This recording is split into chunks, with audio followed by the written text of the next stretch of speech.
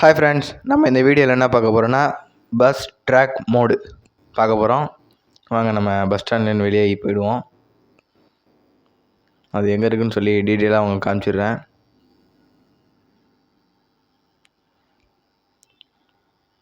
Conductor, அந்த இடம் நீ பார்த்துருக்காயா? அந்த இடம் எனக்கே தெரியாதுண்ணே, நீ காட்டி விடனே. நான் டெய்லி பஸ்லேயே போயிடலாம். நம்ம பஸ்ஸில் போனால் பஸ்ஸுக்கு எவன்டா டீசல் போடுறது? கொப்பனா? அண்ணே, 2 ட்ரிப்பு அடிச்சுட்டு பாக்கி ஒரு ட்ரிப்பு அந்த ஊருக்கு போயிட்டு வர வேண்டியதுதான்.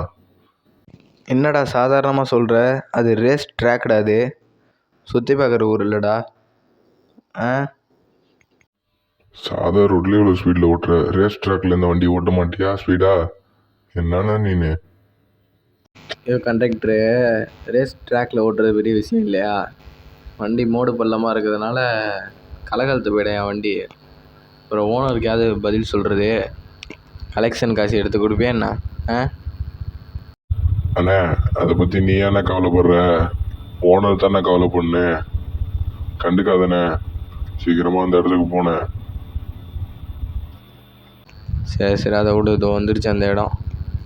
நான் அந்த பிரிட்ஜு கீழே ரைட் சைடு இறங்கினேன். ஓகேவா? அது வந்துருச்சு. பிரிட்ஜு கீழே ரைட் சைடு பொறுமையாக இறங்க ஃப்ரெண்ட்ஸ். பொறுமையாக இறங்கிக்கங்க.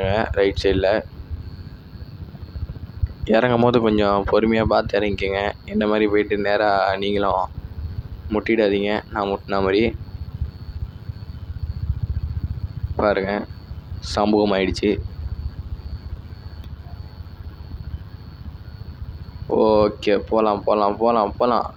ஏறி வா. அவ்வளோதான், போயாச்சு ஃப்ரெண்ட்ஸ். நீங்கள் கேட்ட ரேஸ் ட்ராக் மோடு இதான். அது பாருங்கள் எப்படி இருக்குன்னு. நல்லா ஓட்டலாம். ஆனால் என்ன, ஒத்தடி பாதை மாதிரி இருக்கும். ஒரு பஸ் போகிற அளவு தான். எப்படி இருக்குன்னு பாருங்கள் ஃப்ரெண்ட்ஸ்.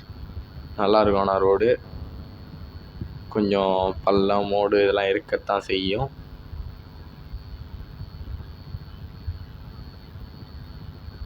பிடிச்சிருந்தால் லைக் பண்ணுங்கள், கமெண்ட் பண்ணுங்கள், மறக்காமல் சப்ஸ்கிரைப் பண்ணிடுங்க ஃப்ரெண்ட்ஸ். பாய்.